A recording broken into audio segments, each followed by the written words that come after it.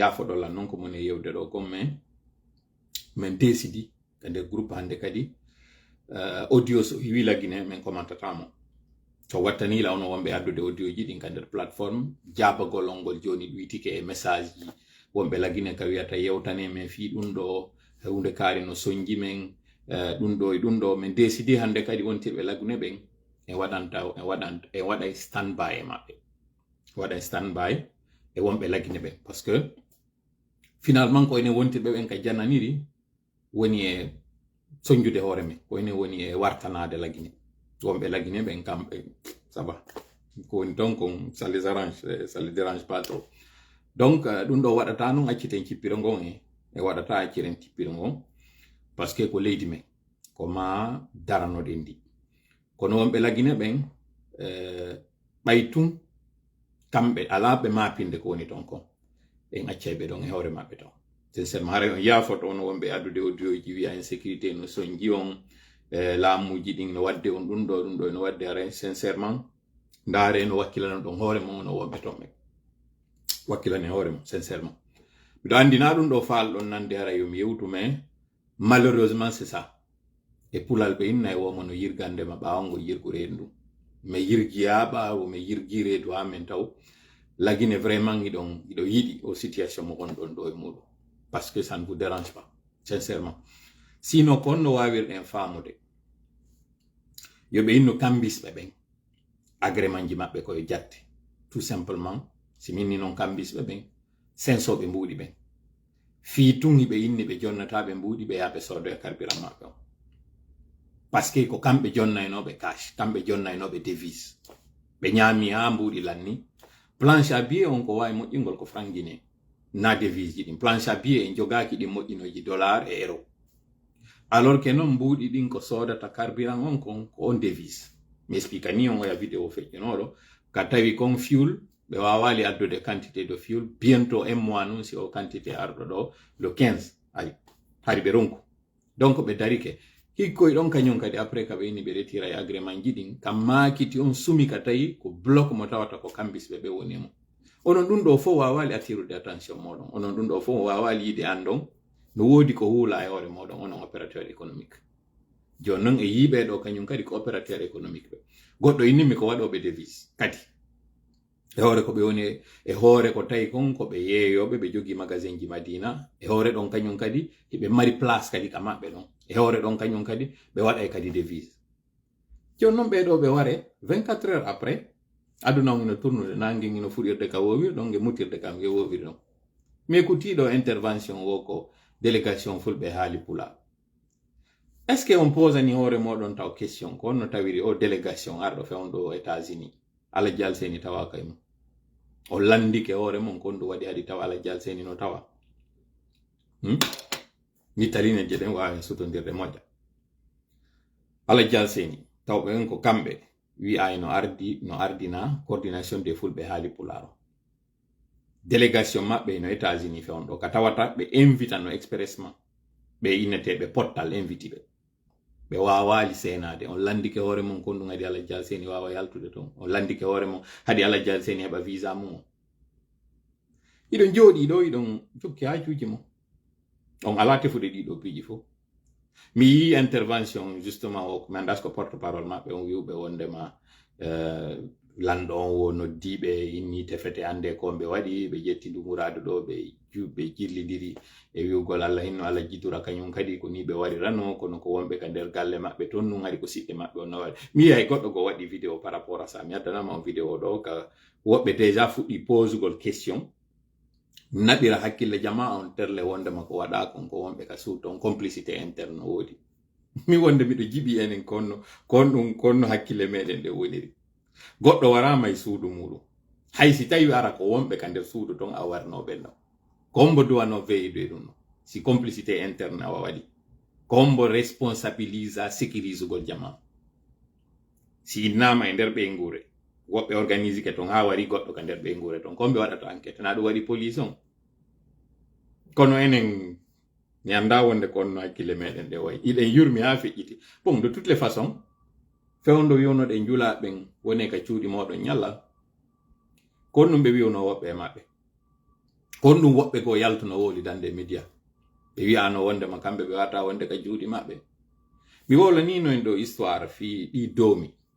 e ñaariru ndu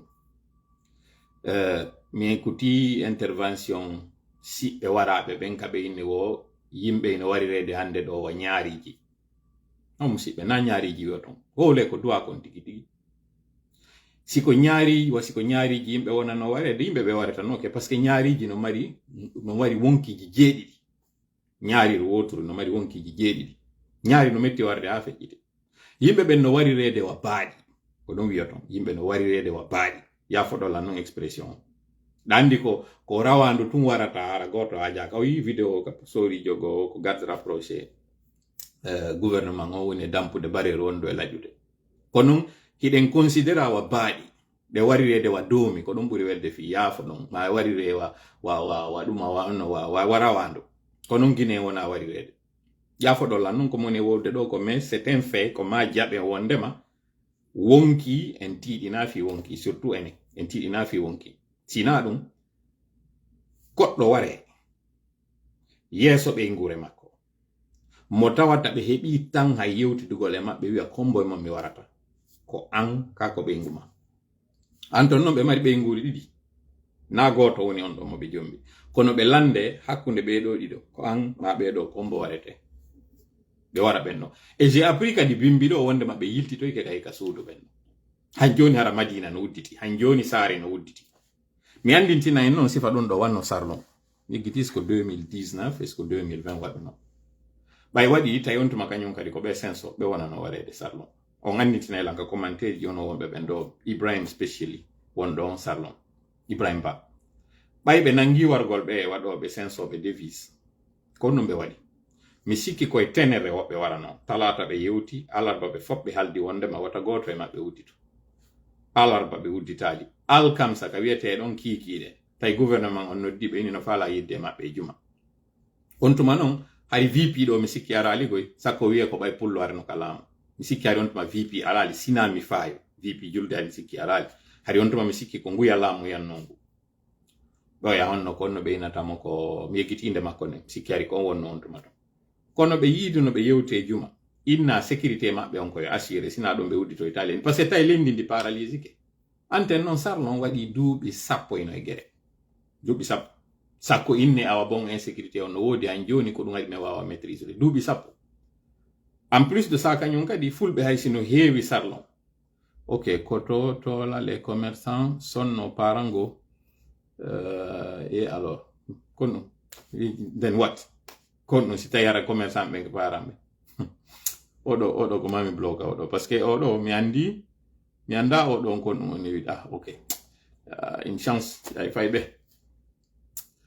mi ko commentaire o mi goɗɗo eno répondi ɗo kono mi sago an arana ay fay ɓe wolno ɗum ɗo par ce que sina ɗum ɗo ari bouton bloqué ko ngari fukkitiɗo en fait siɗɗo yagal ala e bonnere si bonnere wadde ala yugol oɗo ko siɗɗo an ala min do mi ala siɗɗo ka bonnere mi ala kadi gaño ka tooñe si goɗɗo tooñama no woniri hay si tawina kango to mi woni mi dartantomo ɗum ɗon ko principe mo mi jogui par ce que si mi dartanaki mo ñande go are koye hoore an woni mi faala ɗum ɗo yen faamu moƴƴa miɗo andi ko sama kala wonɗo wolirde ɗum ɗo yaha fayɓe par ce que miɗo andi son ari ka live ji ɗo ara ɗo yiɗi cirkitagol ga moƴƴa kono ko woni en heɓude hande ɗo kon sincèrement mi falte wonde ronditade juuɗe mi wulla ɓen ɓe waɗe ko ɓe waɗi ɗon kon fu goɗɗo ara tawama ɓe ɓiɓɓe ɗo yiwɓe baabe mum ino warirani ma nde ɓe ngure ɗo ɓe wonay traumatisé à vie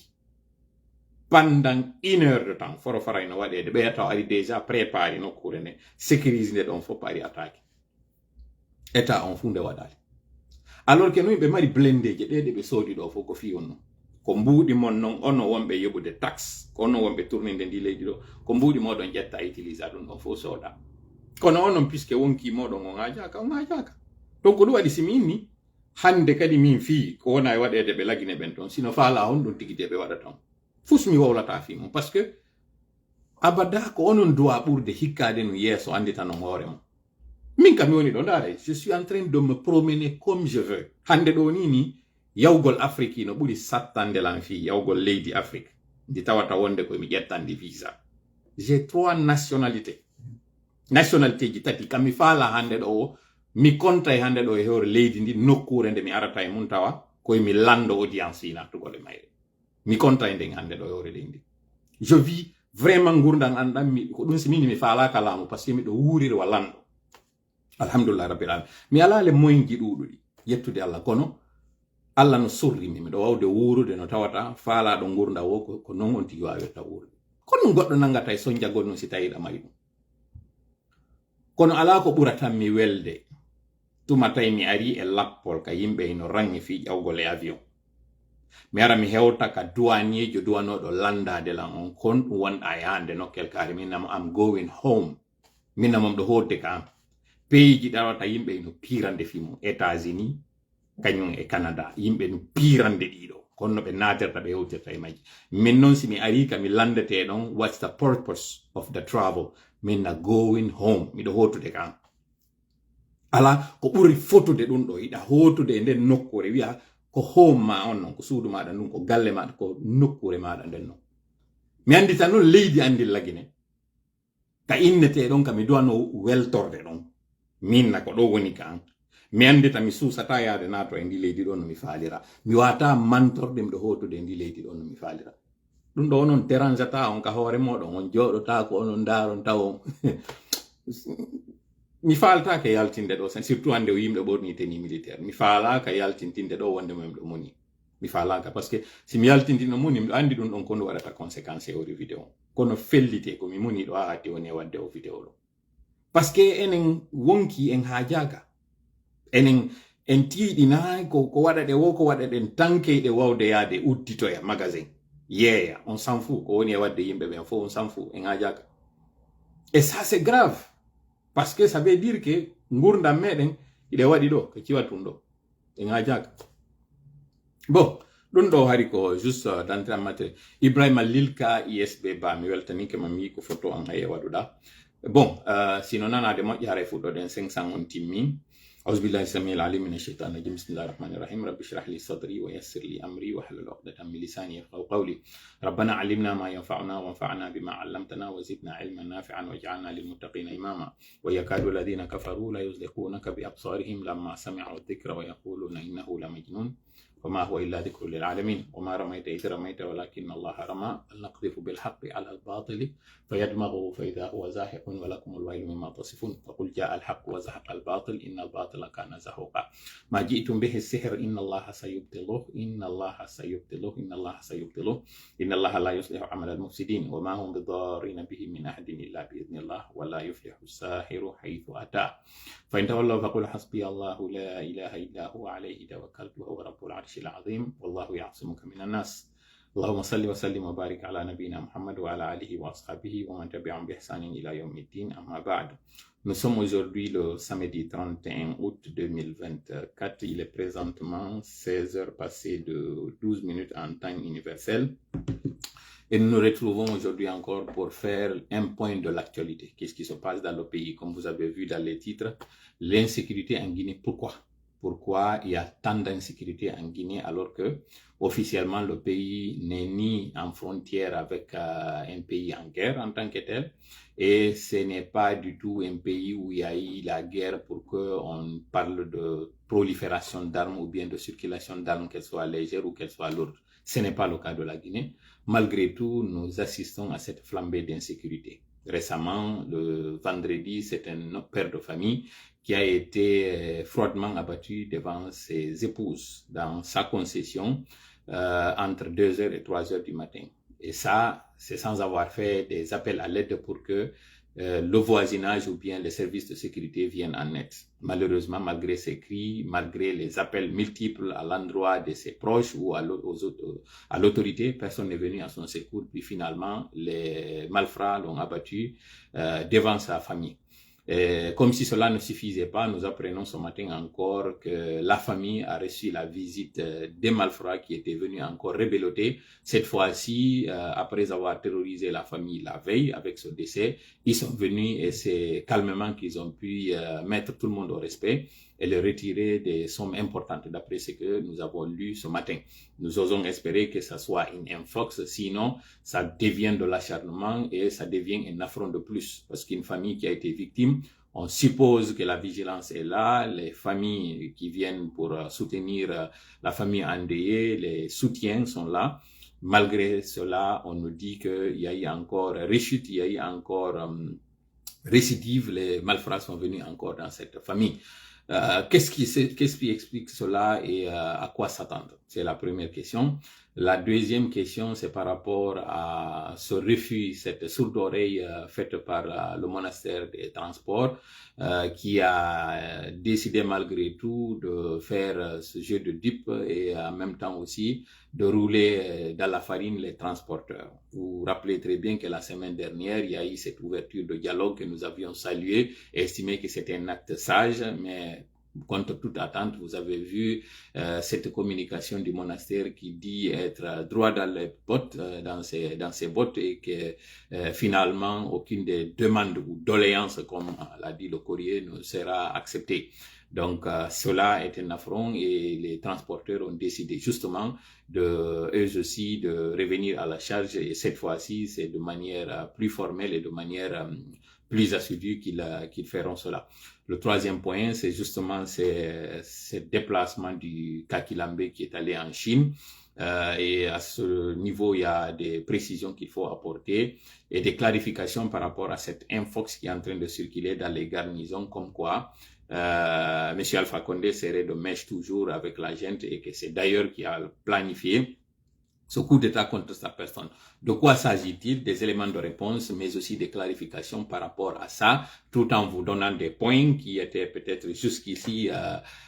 cachés au grand public, ou bien nous allons lever un coin de voile par rapport à certains passages, tout en faisant une certaine historique, pour qu'on puisse savoir réellement est-ce qu'il y a eu coup d'État, est-ce qu'il n'y a pas eu coup d'État, s'il n'y a pas eu coup d'État, pourquoi M. Alpha Condé prendrait un tel risque, s'il y a eu coup d'État, pourquoi alors une telle rumeur, une telle infox est en train d'être véhiculée, est-ce que quelque part la gente ne serait pas en difficulté, qui fait que finalement la star du moment devient Alpha Condé, et que si toutefois on veut légitimer quoi que ce soit, on se base sur lui pour dire qu'on est avec lui ou qu'on est contre lui, ça dépend des circonstances. En tout cas, c'est ça que nous avons comme point, et sans plus tarder, nous allons commencer. Vous permettez que je bascule en poulard pour finir le sujet que j'étais en train de faire, avant de revenir sur ces clarifications et vous faire écouter ici certains audios qui pourront éclairer notre lanterne. Donc, areno mi wiri non ko sali modon ko toli hande ɗo ko asewe ñande capanɗe tati e goho ndu lewru août ko ɗum ɗo woni ñallar sakkitingal ngal e nder ndu lewru ɗo e natude mois de septembre.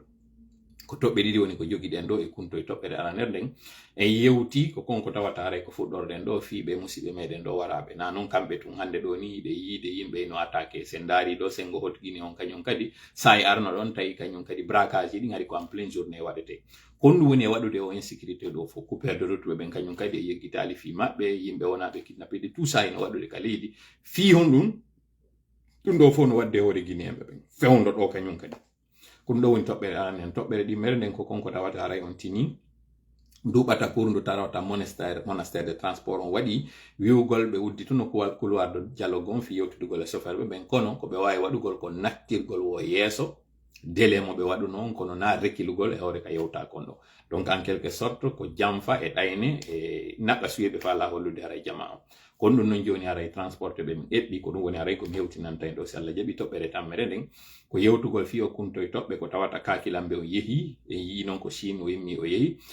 anditen noon kañum kadi sifa o fewn ɗo ni kañum kadi duuɓi tati ɓawa ɗo monsieur Alpha Condé ko ni kañum kadi déplace orno yeehi extérieur arti hewtugol makko to e mois de septembre o woni paf coup d'état waɗa e hoore makko ko on ɗum kadi waɗi si haala fewnɗo no wowlede ka nder garnison ji wondema Alpha Condé ino wondi e makko kanko Mamadi ko ɗum wona e wowlede ka kanjay si tawi on humpitaki fo kan haala ɗon ko on ɗum waɗi sika yalti est ce que ko gonga Alpha Condé faminkini waɗi coup d'état e hoore muɗum ka hina gonga si tawi ko gonga kon ɗum waɗiri ɗum si tawi na gonga kon ɗum waɗi si sifa ka haala yalti fewndo ɗo wi'ugol ngol wondema ko kanko waɗi kuudeta e hoore makko ko woni fof aray komin laɓɓinanta en ɗo yiltitoɗen noon e ɓaawa seeɗa mi yeeton ɗiɗi tawata no gasa woɓɓe muɗum hay humpitanoki donc aray ko ɗum ɗo woni ko jogiɗen ɗen toɓɓe ɗe yewteten ɗo fi muɗum torike noon Allah yo hawrindina usde can you come back later? Yes. Just come back later. I'm just in a meeting right now. I want to show.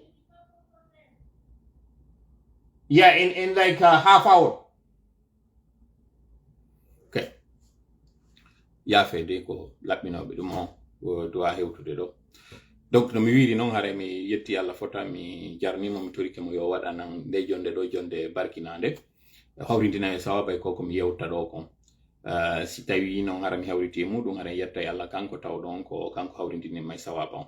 si mi arnon faljude foññade ma feggade ma fayude yewtere anden ɗo hara e andite neɗɗo on ko noon woniri ko wawɗo faljugol sina ɗiɗo fo anditen seytane ko bonɗo yiɗata nde yewtere an ɗo yomi wawde wadde no haniri noon amin ya rabbal alamin joni noon yo waɗan en heedode hakkunde meɗen e seytane o danda en bone makko adna e lahara amin ya rabbi hara no mi wiiri noon koko woni e feƴƴude fewndo lagine no mapini ɗum ɗo ino haani ka en foppo finen anditen goɗɗo go warata sansana en ɗum ɗo miɗo hawni moƴƴa miɗo soni yiwgol ngol ɓeɗo ɓe warama han joni ɗen habbi yo taw ko ngulamo wallata en e pulal ɓe innayi si ñaamo woni ñawdowo ɓiɓɓe wurata fewno yimɓe ɓe wurata hare miɗo tori on yo faamo moƴƴa koko wonɗe yewtude ɗo naafi amen menen ga alhamdulillah rabbil alamin mi wiiri on noon meɗen mari sécurité sengo kamen woni ga meɗen mari minimum o kono est ce que o sécurité men mo mari o minimum ɗo ino nafa si tawi ono wontirɓe lagine ɓen on hisa est ce que fewndo hannde ɗo ni siɓɓe ɓe marɗen fof lagine ene wonɓe ɓen extérieur ɗo ko tawata ɓe hisa est ce que haray ɗen welti est ce que ɗe wawi ñamude ɓernde men waalo wawata donc acce finon faamon naafi amen koko wonɗen e yewtude ɗo on sikka haray nandi menen meɗen ari julagol ka réseaux sociaux ji ɗo ma sikko ngaray nandi menen men falaka e leydi mbuttu ko ɗum waɗi simen arat ɗon mi wola komi woni e wolde ɗo kono non naafi ɗum ñande no yaltuɗo yawɗon hay siko Sénégal ko nden ñande andoton jakka lagine no derrière jakka lagine ina e fusoni ko nden ñande andoton kombendo fa lagine ko adi sakkiti anditen noon duuɓi 60 hiɓuɗen indépendance koyni woni e tournide leydi ndi si minni enen onon wonɓe e wolde ka haala kam woni e wolde ɗo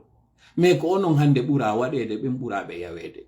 mo kala hande kadi andi ɓay tun on alana ɓuɗe mbuɗi moɗon ɗin ka banque ji ɓe andi hande ɗo cuuɗi moɗon ndi wonti banque ji ɗon sikka ɗum ɗo hina ko eɓɓana koko woni e wadde ɗo ɗon sikka ɓe sooriɓe ɗo ɓe tawata hande kadi mbuuɗi ala ɓe acci heɓude ka ɓe yaaɓe jatta on acci wanno ɗo soferɓe ɓen ɗon sikka ko ɓe darniɗe otoje ɗo kon ɗe balɗe ɗo ɗiɗi ɗon sikka mbuuɗi lannirali ɓe ɗon sikka ɓe élément ɓe force spécial ɗo ni kamɓe ɓe heɓirde mbuuɗi no wowiri noon donc kamɓe autorisata ɓe inna ɓe yalte yahe ɗaɓɓanoy on hoore mum ko tawata marche ji ala wadde hande kadi e manifestation ji ɓe nanga yimɓe ɓe yaaɓe ittina ɓe goto kala 5 millions ɗum ɗon fof si acci ɗon sikkanaka cuuɗi mum ɓe yahanta on awa fellite koko woni e wadde ɗo accata en accinaali ɓe wawi deƴƴoyde goy ɗo seeɗa si ɗum ɗo waɗi ɓe deƴƴa kadi seeɗa a wawa si yeggitoyi ɓaroya kañum kadi ɓe nangoya goɗɗo go kay ma ɓe wara ɓe ɗo noon kadi ɓe intimidi fof hande kadi kala mo ɓe ari ka suudu muɗum fijirta par ce que inna e faalaka kañum kadi o photo muɗum jindine ka réseaux sociaux ji ɗo ɓe innamo rip mi yettike en ɓujiri neɗɗo metta heɓude ɓuju wotiri hande kadi luttuɓen fof ɓujoto hande kadi ɗo mi landoro on Allah goɗɗo aray ɗo hay si tawi hara ko bandijo mo tawata hara ko finkari poore o jogi wara o fewtina ndiɗo e moɗon ka nder galle salo ɗo mo jonnude ko jogi ɗon ko on waɗata par ce que hande kadi on innay ko heɓi ɗo kon Allah inno ala jasmi on faalaka e ɗum ɗo non kadi e bon donc ɓe intimidi on ɓe waɗi ko ɓe faalako pourtant le ɗum ɗo no wawi accude sen jonnidiri juuɗe ɗo joni en faami wondema ko fi meɗen ɗum ɗo woni accay kono tankeyiɗen habbori ɓe wiwɓe ɗo ko laamu na laamiɓe ɗo ni ko bandi woni e hoore meɗen donc terlen ɗon haray ko ɗum mari komi yetto en justement e yino ɗo misal ko tawata soferɓe ɓe hollino en ɗo dañande e waɗi exemple on en holli fi on ɗum onon ɓe julaɓe on wawata ƴettande hoore moɗon fi on ɗum onon han joni o ronku wonnude woɗo fi on ɗum han joni onon hiɗo yawiti fi hoore moɗon ene onon ɗo sikka ɗi mbuuɗi moɗon on hotiday ɗi lahara ka ɗon sikka ɗe galleji ɗi wonɗon e sodude ɗo eɗon hisi onon ɗon sikka ko mene wonɗon e ɗayde mi wowlino balɗe eno feƴƴi ɗo faamelan noon moƴƴa nami weltorɗo ko heɓi ɓeɗo ko walla hinnoɓe kadi yaafo yo Allah hisin en kono mi yeeti kon komi moniɗo ha hatti woni joɗade yeeso moɗon ɗo yewta par ce que ko émotion o photo ɓe ko circulé na ɗo kon fof kondu waɗata ɗum accay ko ɓeɗo fuɗɗora warede ka galle muɗum kako ɓeɗo kadi haɗata iɗen jogui on garanti wondema ɗum ɗon accata sina ɗum kono tawiri ko ɓeɗo hulana mi yite ɗum ɗo moƴƴa accu jama famutiren sen wi'i darne ndi leydi kono jooɗoto ɗo wi'ugol kamɓe kaɓe woni ton haajuji maɓɓe fof ino sotti ko mbuuɗi ɓe woni arde ko ɗaɓɓoɓe ka ñaama ɗo ni alhamdulillahi rabbil alamina mi yeeti ko hara sikka ka mbuuɗi areteɗaɓe alhamdulillahi rabbil alamina min naami ɗo mari ka goɗɗo ala min naali ɗo hettide a hettani kono alhamdulillahi rabbil alamina allah eno jonnimi ka mi wawata wuurde hara ko ni mi waɗata hara nayi mi innu ko mi armi habbo goɗɗo e waɗana alhamdulillahi rabbil alamina allah hino bagorimi nden moƴƴere nde tawata hina ha mi hewta mi yanga yeeyugol hoore an yeeyande no mi yeeyo alhamdulillahi rabbil alamina donc faame onon ɓe wonaɓe yewtede ɗo ande ka na malaika tippoto ara waɗana en ko duwaɗe wadde allah ko waɗanta en koye wawata ko saaƴingol ndiyam fuɗingol ɗum ɗo na ene wawata kono ƴettugol keri kin naata ka nder ngesa rema ɗum ɗo ko ene waɗanta hoore meɗen faame ngal pulal ngal woni e yewtude allah ko saaƴingol ndiyam fuɗina o waɗata par ce que ɗum ɗo en wawata kono ƴettugol keri kin ara ferto rema reena soñoya ɗum ɗo allah tippinanta e malaika fiyo waɗa mo yiɗi noon hen ha kono o waɗanal ɗum ɗo e malaikaɓe makko ɓen o waɗanal ɗum ɗo kan e annabaɓe makko ɓen je vous l'ai dit si wi ɗon aren yewten fi alpha ɗo par rapport joni yaafo ɗollan ɗo mi wowla tinna e pulal ka haala ka tawata no gasare onon on humpitaki kon ɗum wona yewtede fewndo ɗo ni ka garnison ji o yiiɗo kakilambe wingi ngi yalti ngi yeehi o yiiɗo kañum kadi konko ɓeynata kon o hiwrodira e yimɓe ɓen ka yawgol andir ton déplacement débat on ko maɓe jonna en toujours ka helnoɗen ɓeyni wondema o weltanaki ministre ɓe makko ɓen ko ɗum waɗi so yalti o hiwraki hay goto non c'est pas obligatoire konko ɓeynata ɗo revue de la troupe yo tawara o salmina yimɓe ɓe seedi muɗum est ce que o yehi o salmini militaire ɓe ɓen goto tawi déplace débat on na ɗo woni question on simo monaniɓe simo weltaniɓe c'est pas notre affaire hande ɗo mi yino wowle inne wondema bawori que il est décrié. Stop making stupid people famous. Stop making stupid people famous. Kon ɗum firi acce waɗugol yimɓe fusta ɗiɓe to non fi maɓɓe waɗonɓe ɓe wona hittuɓe kan haala ka wona yaltinede ɗo wi'e o ala nafude o ala ɗuma oui then what kon ɗum nafata en si tawi hande ɗo kanko e mamadi ɓe ala famotirde ɗum ko haaju men koye makko waray ɗum fuɗɗi en fait on faala ƴawnde valeur makko o heɓa ka o holla o inna jama on o yii sa hersinila nga waɗi ɗum ɗo e ɗum ɗo fewndo hande ɗo ara moƴƴa hoore comme souten ma kon fof ba wurina mawɗo ba wurina marɗo hakkil si tawi o ala nantodirde e kakilamɓe o wata démission de ɗum ko on ɗum nafata en toon si hande ɗo gouvernement makko on fof ɓe wiyo faalaka ɓe ma emo haɓide e maɓe ɓe waɗali ɗo dissolution gouvernement ay momandoni ɗum yaltino e honɗum ɗen balɗe ɗo yimɓe kelli kon ɗum ɗum yaltinoyno après 75% ministre ɓe makko wonno ɓen a 80 o artiri ɓe kañum kadi qu'est ce que ɗum a changé kere heɓon hakkil seeɗa andon wota ɓe nangu e kujingol on c'est dire han joni noon ɗon jooɗi sikki goɗɗum iwray ka kammo ara régla probléme ji meɗen ɗi hiɗe woni trop naïf hiɗe woni trop émotif sele ɗum acce ɗum yeyin l'essentiel c'est quoi ɓe lanniri mbuuɗi ɓe paani ɓe ɗaɓɓude solution ɓe jindirde nano e ñaamo ko ɗo non jooɗoteɗon ɗo haa ɓe nanga wilitugol fewndo o deppo carburant on sumuno on tuma mamadi fof sikkuno yanay kono ko ɗo jooɗiɗen ɗon haa ɓe wiliti ko ɗon ɓe waɗir ɗon kañum kadi ɓe wiliti ko koko jooɗiɗon ɗo habbi ɗon sikko ɗon piiji ɗi réglera doy ko ɗum ɗo woni en e soñjude on immoto on faama e immoɗon si min ni non immagol na wiwgol ngol e yaltay na yaltugol ngol woni solution mi yeetike on ko jooɗoto kon tun ka suudu moɗon hino muusi ɓuri si yimɓe yalti par ce que si yimɓe ɓe yalti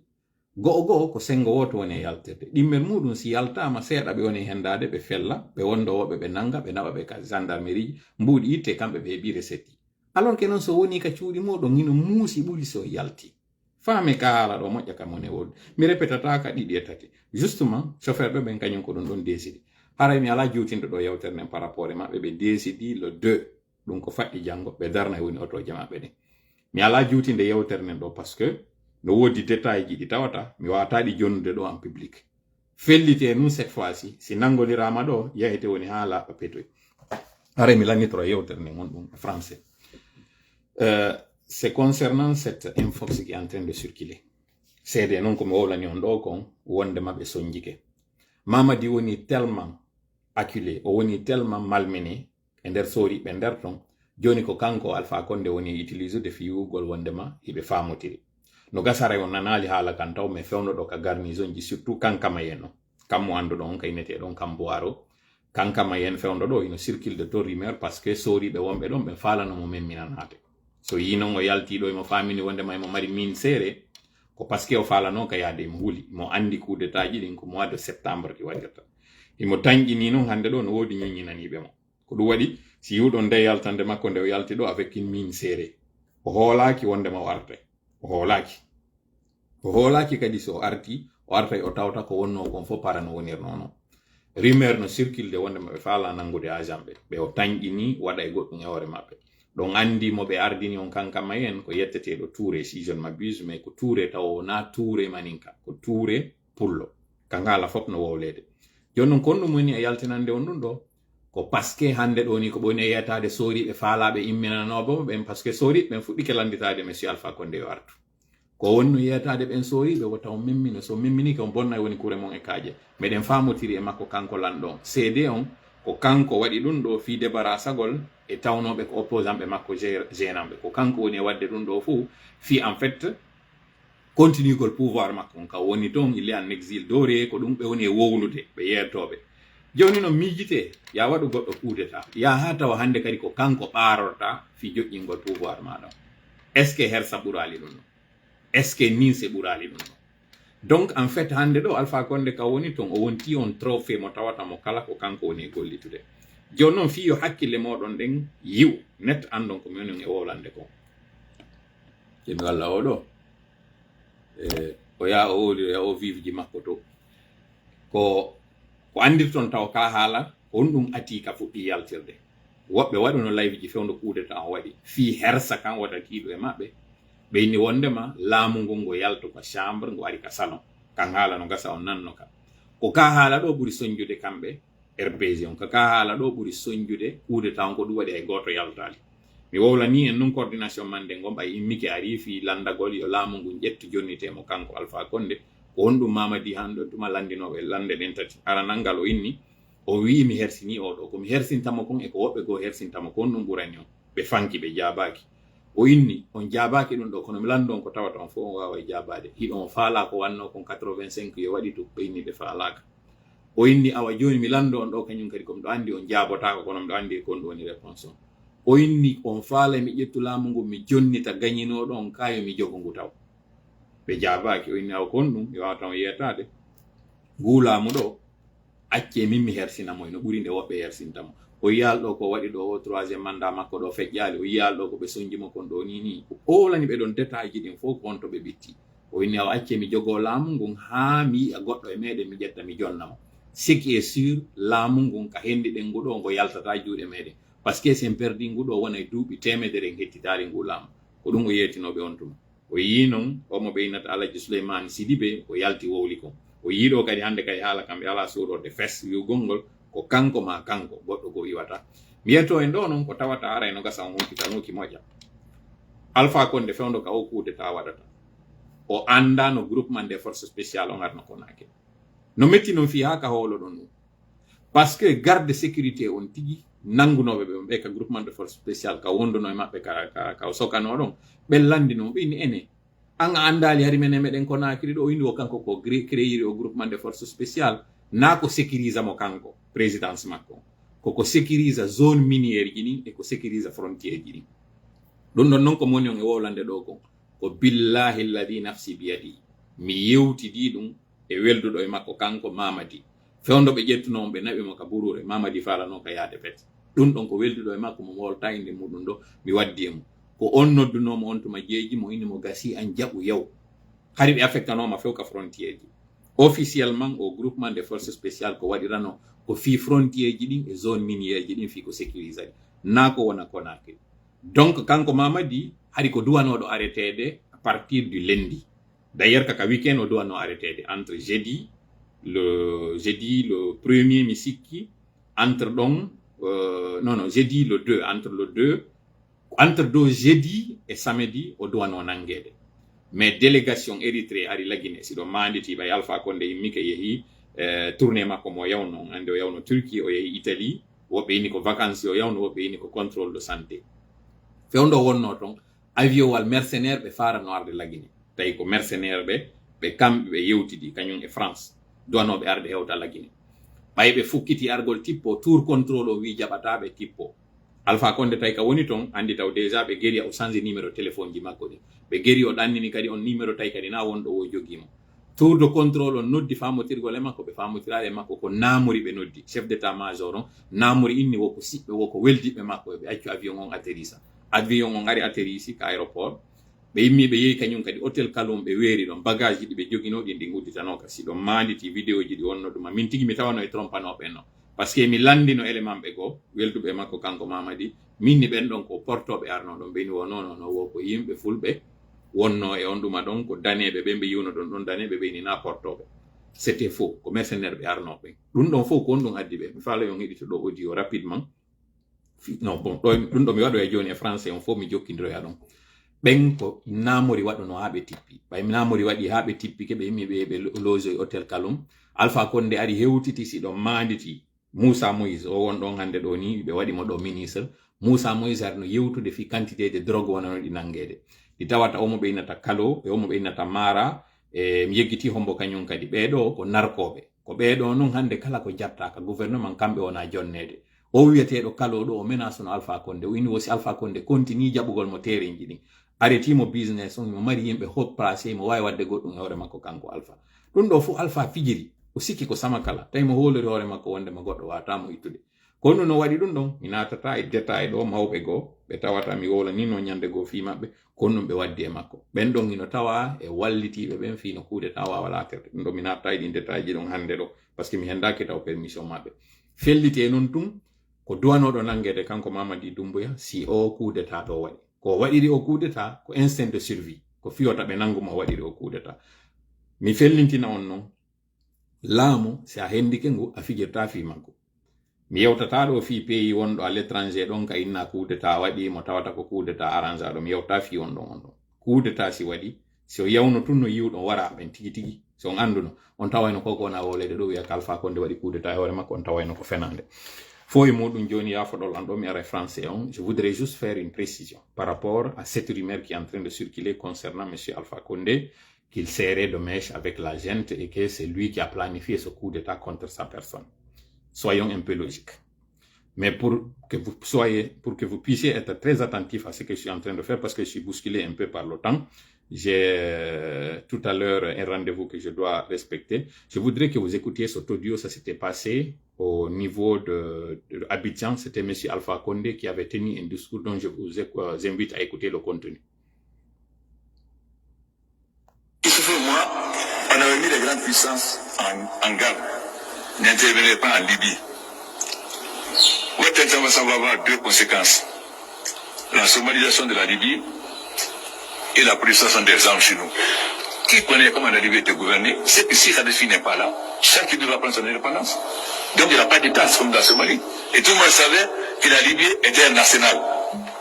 Voilà aujourd'hui les conséquences que nous subissons. Donc, ce qui est important, c'est qu'aujourd'hui l'Afrique est en train de changer, vous ne savez pas. L'Union africaine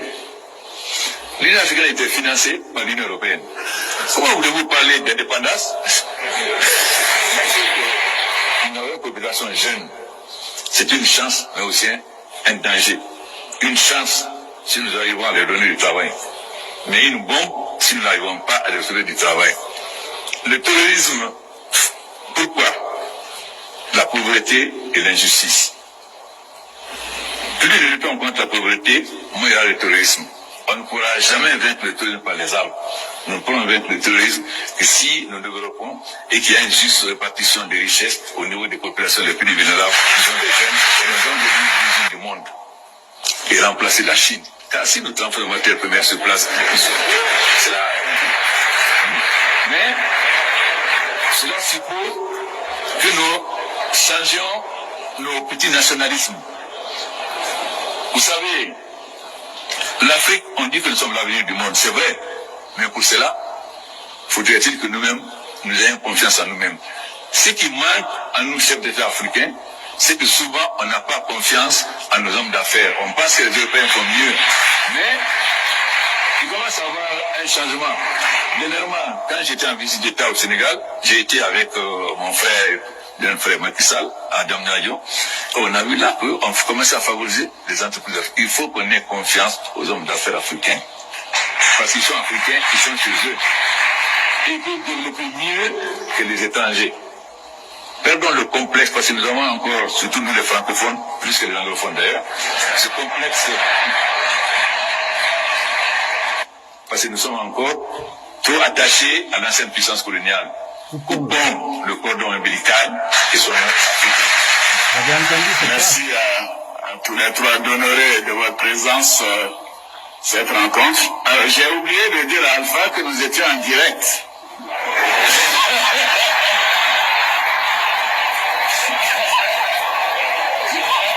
Écoutez, hein. Écoutez.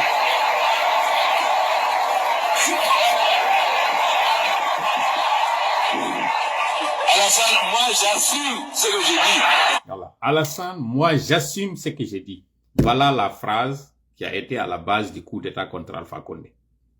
Cette idée de nationalisme et de révolutionnaire qu'il avait, de panafricanisme, parce que il faut dire une chose sur Alpha. On peut le détester, hein. On peut dire toutes les choses sur Alpha.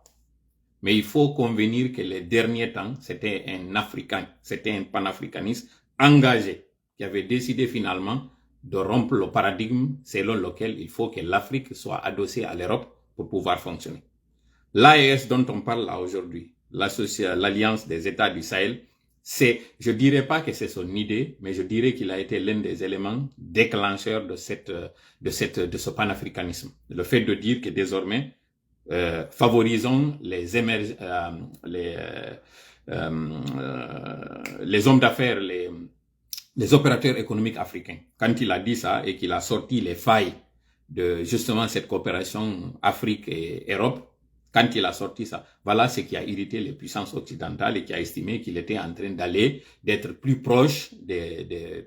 aujourd'hui ce qu'on appelle le BRICS, c'est-à-dire la Chine, la Russie et d'autres pays qui ne sont pas alignés avec les Occidentaux. Voilà ce qui a été à la base de son coup d'État. Pourquoi je suis en train de sortir ça? C'est pour que vous puissiez comprendre que le coup d'État n'avait rien à voir avec ce qu'on appelle le troisième mandat. Ça, c'est difficile à croire, difficile à comprendre, mais ça n'a rien à voir. Sinon, où était cette force lorsqu'on était en train de réprimer les manifestants? Où était cette force spéciale lorsque les populations étaient en train de dire à Moulamfé? Où était cette force spéciale lorsque le changement de constitution s'opérait? Où étaient ces forces spéciales lorsque toutes ces choses-là se passaient? C'est un non-sens de croire que Mamadi était venu pour régler le problème des Guinéens. La preuve en est qu'aujourd'hui, nous sommes dans un gouffre plus que là où on était. Nous sommes d'ailleurs revenus à un temps plus sombre. Tout cela, c'est pour vous dire que cette rumeur qui est en train de circuler dans les casernes, selon laquelle Alpha Condé a fait le coup d'État sur lui-même, c'est faux. Qu'est-ce qui a entraîné ça? C'est parce que, sous l'effet de l'émotion, certains communicants qui ne voulaient pas accepter qu'il y ait le coup d'État avaient dit que le pouvoir était sorti de la chambre pour venir dans le salon. C'est archi faux. Sinon, comment comprendre que, après le coup d'État, qu'on l'amène l'exhiber sur l'axe, comme une vulgaire marchandise? Quelqu'un accepterait vraiment qu'on l'humilie de cette façon-là s'il avait fait le coup d'État? Pourquoi il n'a pas fait le coup d'État et que la passation de service ou bien la transmission de pouvoir se fasse de manière plus douce? Pourquoi on a tué sa garde rapprochée, une garde avec laquelle il avait une certaine relation? Pourquoi on a fait ça? Pourquoi tout ce carnage? Pourquoi il a été amené en exil? Pourquoi on l'a empêché d'entrer en contact avec le corps de son épouse? Pourquoi toutes ces choses-là contre sa personne? Pourquoi aujourd'hui on est en train de décapiter des personnes qui sont proches à lui? Pourquoi justement Kassori est en prison? Pourquoi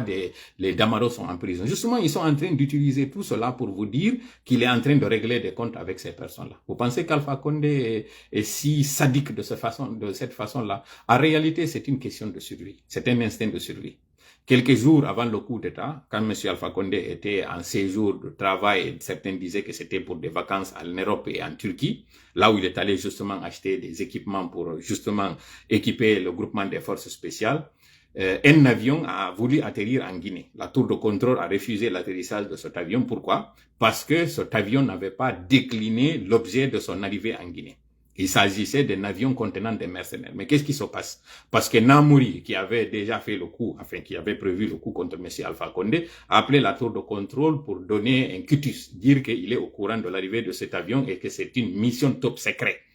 La tour de contrôle ne pouvant pas en fait s'opposer à cet ordre du chef d'état-major, a accepté que l'avion atterrisse. En ce moment, M. Alpha Condé, non seulement il avait changé son numéro de téléphone, mais il s'était bunkérisé. Tout cela, c'était dans l'objectif, justement, de l'induire en erreur, les 3 I. L'induire en erreur, l'isoler, ensuite le rendre impopulaire. Donc, le rendre impopulaire, c'est ce qu'ils ont fait avant même de l'isoler. Et c'est la même stratégie qui continue. Donc, qu'est-ce qui se passe? Cet avion-là atterrit, ces mercenaires-là entrent en Guinée, ils refusent que leurs bagages soient fouillés parce que c'est un ordre qui vient d'en haut. Ensuite, ces gens-là sont venus s'installer dans un hôtel dont je vais taire le nom. Là où ils se sont, bon, je l'avais dit dans le premier, ils se sont installés dans un hôtel qui s'appelle le Kaloum. Vous pouvez même aller au niveau des registres là. Malheureusement, ces personnes qui étaient à ce niveau-là ne pouvaient pas avoir contact avec M. Alpha Condé parce que les numéros de téléphone, parce que vous savez, les hôtels aussi doivent signaler toute présence suspecte. Ces gens-là, non seulement ont refusé de donner leur pièce d'identité, ce qui est une violation de la règle en matière de sécurité intérieure, mais aussi ils ont refusé que leurs bagages soient ouverts. Tout cela, c'était dans l'optique. Ce sont ces personnes-là que vous avez vues le jour de ce coup d'État-là qui était en cagoule. C'était ces mercenaires-là qui avaient facilité. Au niveau de la communication, au niveau de l'assaut, c'était ces personnes-là qui l'avaient fait pour qu'ils soient justement arrêtés. Et quelques jours justement aussi avant ce coup d'État, il y avait une délégation érythréenne qui était, quand M. Alpha Condé est rentré, comme j'ai dit, il n'était pas au courant que le groupement des forces spéciales était basé à Conakry. La raison de création de ce groupement, c'était pour aller sécuriser les zones minières, qui sont d'ailleurs conflictuelles aujourd'hui avec les orpailleurs, mais aussi les frontières de la Guinée. Pour cela, je peux même témoigner que le colonel Mamadi, à l'époque, quand on l'a affecté à l'intérieur, il ne voulait pas du tout aller. Il voulait pas du tout quitter Conakry. Il voulait rester à Conakry. Donc, qu'est-ce qui se passe? Il envoie là-bas sa troupe, mais il ouvre aussi une base à Conakry parce qu'il n'était pas sous contrôle, il n'était pas vraiment maîtrisable au niveau de Conakry. Les gens le craignaient. Les gens pensaient même que c'était le protégé direct de M. Alpha Condé. Il y a certains détails là-bas sur des erreurs stratégiques qu'il a commises, mais aussi sur des défaillances au niveau du système de renseignement. Son système de renseignement a omis certainement de lui donner certains détails concernant le groupement des forces spéciales, ce qui a aussi à favoriser ce qui s'est passé. En gros, ce que je vais vous dire, si toutefois la rumeur là qui est en train de circuler selon laquelle c'est Alpha Condé qui a fait le coup d'État contre sa personne, pour cela, comme j'ai dit, c'est faux parce que voilà, ces éléments-là qui attestent. Non seulement il y a eu un bain de sang, un carnage, M. Alpha Condé n'est pas sadique à ce niveau-là pour sacrifier des éléments dont certains étaient tellement proches à lui qu'il le considérait comme un père. La deuxième des choses, cette humiliation qui va rester dans sa carrière, il n'allait pas prendre le risque de le faire. Troisièmement, le fait qu'on l'ait privé de son époux, du corps de son épouse et toute l'humiliation qui a suivi et la difficulté. Ça, c'est 3, sans parler d'autres détails que vous allez même voir. Donc, cette rumeur qui circule au niveau des garnisons, c'est parce qu'ils ont vu, il y a une grogne, il y a une mobilisation qui se fait de gens, de militaires qui estiment que ce qui s'est passé sur M. Alpha Condé, c'est une tromperie, c'est une duperie qu'on a faite sur eux et ils veulent justement se soulever. Ils veulent justement demander son retour parce qu'ils estiment qu'ils ont été trahis.